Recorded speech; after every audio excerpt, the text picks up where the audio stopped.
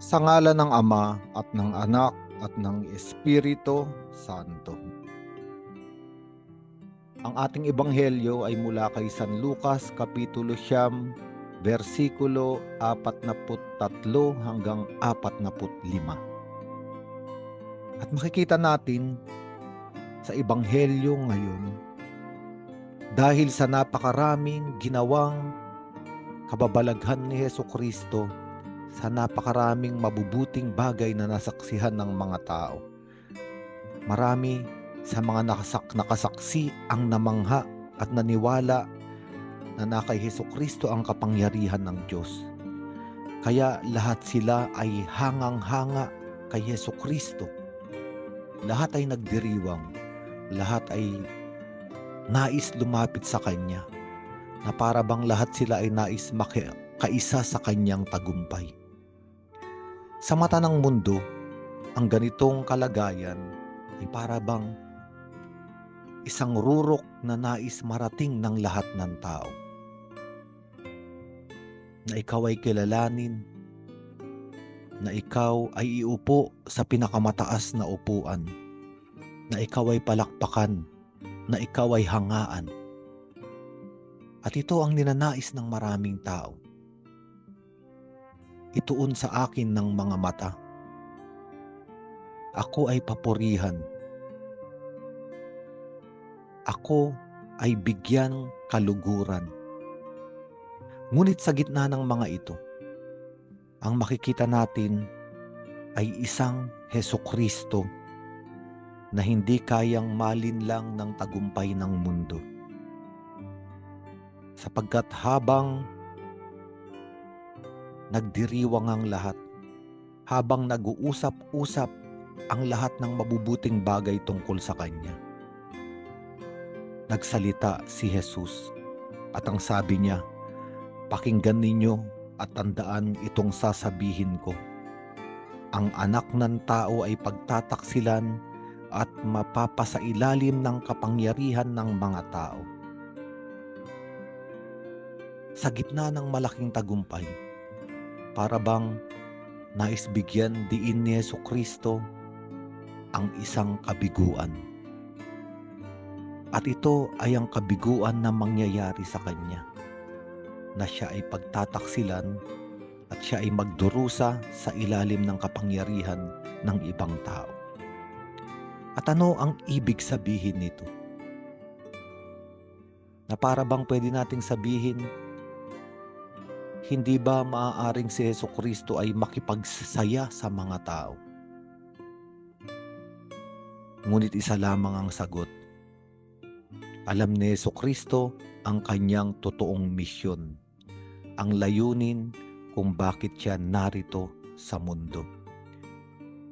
Hindi para kilalanin o hindi para palakpakan o hindi para bigyang kasiyahan ang mga tao sa kanyang ipapakita. Hindi mahalaga kay Hesukristo ang mga iyon. Ang mahalaga sa Kanya ay tupdin at ganapin ang misyon na ibinigay sa Kanya ng Kanyang Ama. Na ang anak ng tao ay magdurusa, magpapasa ng krus, ipapako sa krus at mamamatay. Sapagkat ito lamang ang paraan upang ang mga tao ay totoong tumanggap ng kaligayahan, ng kapayapaan mula sa pag-ibig at pagpapatawad ng Panginoon. Ang palakpak ng mundo, ang ningning ng daigdig, ang katanyagan sa harapan ng mga tao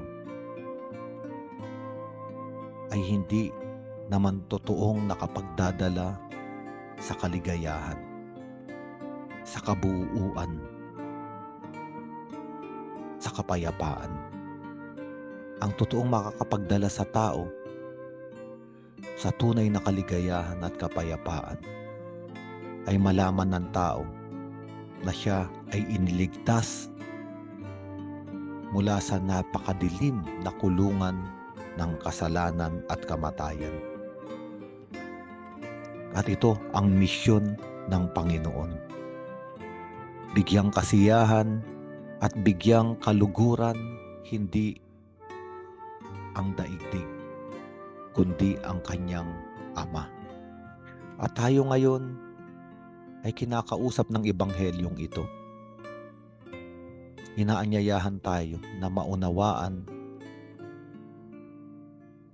na sana tayo ay mamuhay, kumilos, gumawa, hindi dahil nagnanais tayo ng palakpak ng daigdig, ng paghanga ng mga tao. Inaanyayahan tayong kumilos at gumawa, sumunod sa Diyos at maging Kristiyano dahil nasa harapan tayo ng Panginoon. Siya ang nakakakita ng totoong intensyon at laman ng ating mga kalooban. Kaya sa araw na ito, tayo'y binibigyan ng konsolasyon ng Diyos. Maaaring sa harapan ng daigdig, sa harapan ng sukatan ng mundong ito, tayo ay bigo, tayo ay hindi kahanga-hanga, tayo ay wala sa mataas na lugar. Ngunit ang pinakamahalaga, maunawaan natin na tayo ay nasa mata ng Diyos, tayo ay kanyang nakikita at tayo ay nakatago sa puso niya.